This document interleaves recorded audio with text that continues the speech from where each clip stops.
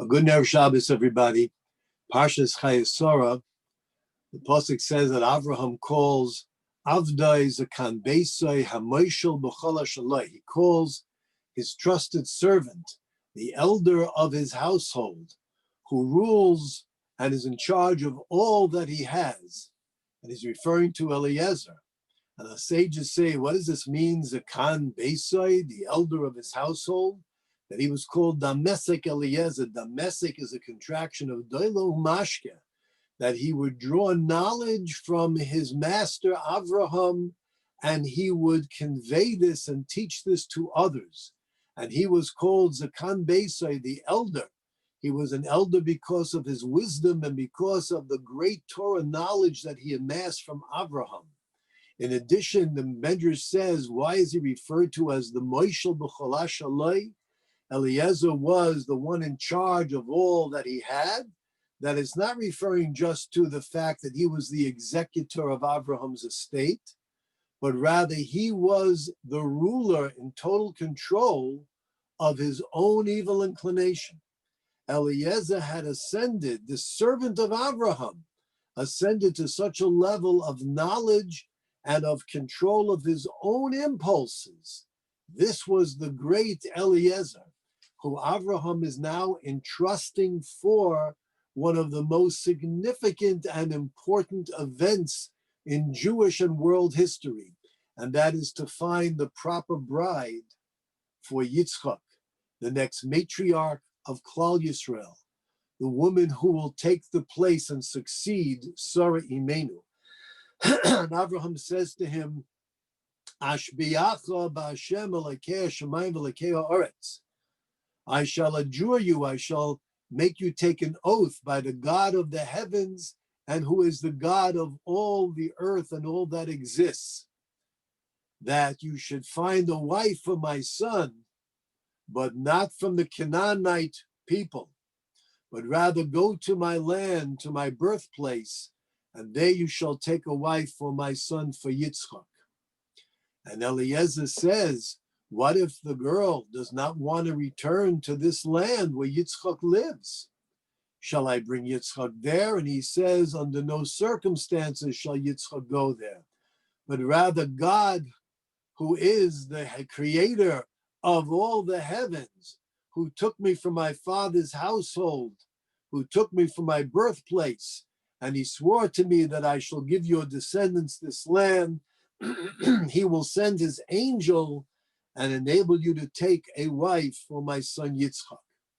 And Rashi notes, why is it that first Avraham refers to God as the Elokei Hashamayim v'Elokei ha'aretz? He is the God and the Lord of the heavens and the earth. And yet when he responds to Eliezer's question, should I bring Yitzchak there? He says, no, the God, Hashem, who is the God of the heavens, and took me from my father. Why doesn't he mention that Hashem is also the God of the earth? Why does he omit that?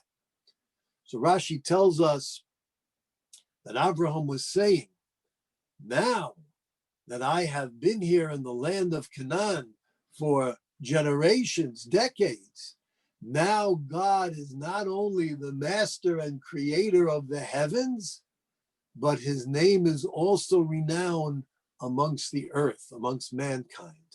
This was Avram's mission. But when Hashem took him from his father's household and his birthplace, then Hashem was not known amongst mankind, just a select few. And Hashem was known in the heavens. And this is what he's telling him, the God who took me from my father's household, then he was the God of the heavens, but not known amongst man. He will guide you. The question is obvious. What is it that Avraham is trying to convey to Eliezer? Why is that necessary? Is he tooting his own horn? When I was taken from my father's household, Hashem wasn't known amongst mankind. But now he is. Now I achieved my mission. How is that relevant? In addition, Rabbi Lapian, Zechrenu Livracha, asks, why does the Torah have to elaborate about the resume of Eliezer? It could just say that Abraham spoke to his servant.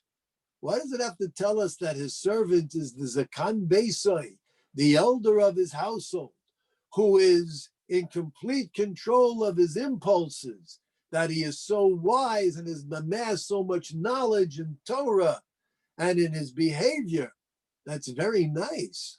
But how is this relevant to the fact that Eliezer is going to be the one who is going to find the shidduch, going to find Rivka for Yitzchak? And in addition, Eliezer, who they say went to fight with Abraham against the 4 kings and their massive armies, and it was just Eliezer with Abraham. And Eliezer, who was indeed the disciple and the great teacher who disseminated the knowledge that he gained from Abraham, is it necessary that Abraham has to say that I'm going to make you take an oath? Why couldn't he just say to Eliezer, I want you to find a wife for my son Yitzchak, not from the Canaanite women. Go to my family's household. Why did he have to make him take an oath? Why is this necessary? Rabbi Lapian explains that this wasn't just a question of finding a shidduch, finding a girl for Yitzchak, but rather we're talking about the building blocks of Klal Yisrael. Who is going to be the next architect and engineer, not just to give birth, but to develop and form the character and the nature of the next patriarch? Who is going to be the one who will have such a household that reflects the greatness of Sarah? This takes an individual who is so remarkable, who has so many merits. It takes not just a servant, a loyal, trusted servant of Abraham. It takes someone of the caliber of Eliezer, his servant who is Zakan Beso, who has amassed all this knowledge, who is his main disciple, who has reached a level in which he can be in control of his own impulses and has conquered his evil inclination. And nevertheless, for such a task upon which the fate of all humanity depends, the next matriarch of Klal Yisrael, the destiny of Klal Yisrael and humanity and the universe, for this, a word is not enough. It is so important that an oath is required. This is why Abraham said, I want you to swear. And then Abraham tells us something remarkable. Rabbi Lapian explains. We find something in the Torah which seems to be inconsistent. The Torah tells us there is a biblical mitzvah to obliterate and erase the people of Amalek. Mochei timcha zecher Amalek, erase the memory of Amalek. Only a prophet can give us the instruction and determine who Amalek is. It's not for any human being to decide. Amalek is the embodiment of evil. Amalek came when the entire world was trembling after witnessing the exodus from Egypt and all of the miracles, and they came and they attacked Klal Yisrael. Amalek is always there to provide a genocide and an annihilation. The Haman are from Amalek. And yet the halacha is, if a member of Amalek should come to Klal Yisrael and say, I sincerely wish to convert and embrace Torah mitzvahs, and the person is genuine and sincere, we can accept them. And yet, from the Moabites and the Ammonites, should a man come and say, I want to convert, it says we're not to accept them. Lo yove amani umayavi b'kal Hashem. We don't let them come. Why? Well, because they didn't come when Klal Yisrael was in the desert, and we had experienced on certain occasions in which there was thirst. They didn't come to greet us with some bread and some water, even to sell it to us. They didn't come and do that. Now that shows that maybe not nice people. But how does that compare with Amalek. Amalek wasn't a question of they're not nice. Amalek despised. Amalek is diametrically opposed to everything that Klal Yisrael stands for. They want to eradicate morality and ethics. They don't want any Torah. They don't want knowledge of God. And yet an Amaleki we can accept as a proselyte, and an Ammonian and Moabi we cannot. How do we comprehend this? Rabbi Lapian explains, and he says, when the Torah speaks about the great sin of Amalek, it says, "V'lo yarei Elokim." They had no awe, no fear of God. God was meaningless to them. Yet when it speaks about Ammon and Moab, it tells us that they had no humanity. Remember, Ammon and Moab were children of Lot that he fathered from his own daughters.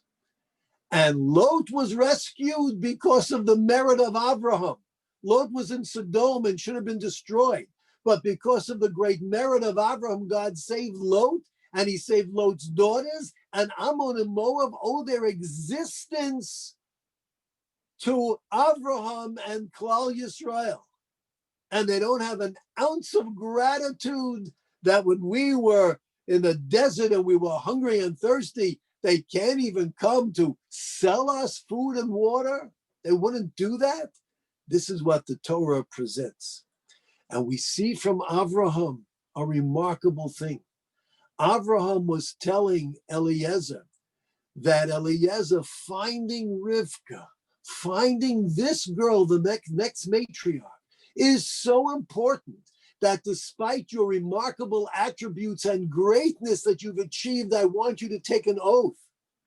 And now that you're taking an oath, I want to tell you what's important. When I was taken from my father's household, the knowledge of God was non-existent amongst my father's household. And therefore there was idolatry, and therefore they were engaged in all types of philosophies and ideologies foreign to Judaism. And nevertheless, that's where I want you to go to find a girl, for my Yitzchak to be the next matriarch. Why? Because a person who can be a daughter of Besuel, you know who Besuel was? Lavan, the sister of Lavan. Lavan was the great swindler, the deceiver. They were engaged Besuel in idolatry. Nevertheless, it was a place in which you would find good character traits. Idolatry is a terrible thing. However, it's a corruption of one's system of thought. They might think that, I don't know about God. This is what I feel. This is what I know. This is where I'm comfortable. That can be corrected. A person who is receptive can learn about the one true creator, the one true God, and his Torah, and his boundless love for Klal Yisrael and for all humanity, all of his creations. They can learn, and they can grow, and they can correct their mistake. However, what about the Canaanites? The Canaanites that Abraham said, under no circumstances shall you take a girl from the Canaanite people. Even if they are very knowledgeable, and they know about God, and they know about this, and they've attended my lectures, do not take from them, because they are descendants of Canaan. Who is Canaan? Canaan is the offspring of Cham who disgraced his father Noach, who demonstrated the lowest element of character traits. This is part of their DNA. Even if they have knowledge, don't be impressed by all the degrees and letters after their name. Look for character traits. Look for kindness. Amalek had no knowledge or awe of God. But if an Amaleki comes and says, I wish to seek the one true God, we can help them. That we can help. But Ammon and Moab, who refuse to acknowledge any element of gratitude and offer food and water for those who are responsible for their existence. These are the types of people, ingrates, that they will never be receptive. If we introduce them, they might know about God. Lot was baking matzahs. Lot thought he was a tzaddik. Character traits. This is what the Torah shows us. Ammon and Moab, those men, can never be accepted into Klal Yisrael. They do not possess the fiber that can develop and grow into the fabric of becoming a true, loving Gomel Chesed, one who performs kindness, which is the foundation of Judaism. In order to truly have a love and an awe of God, it has to be from an individual in which we see elements of kindness. This is what Avraham was saying to Eliezer. Eliezer, my father's household, didn't know about God, but good traits and kindness will be there. This you will see. And indeed, when Eliezer comes and he makes his plea and his prayer before God, let the girl that I say, give me something to drink, and says, here, have to drink and I'll get for your camels. That's the girl that you have demonstrated is worthy of being the next matriarch. That's all you asked for? What if she's an idolater? The answer is we're not concerned. If she has good traits, she's a good, sincere, fine person. This is a person who can truly embrace the knowledge of God.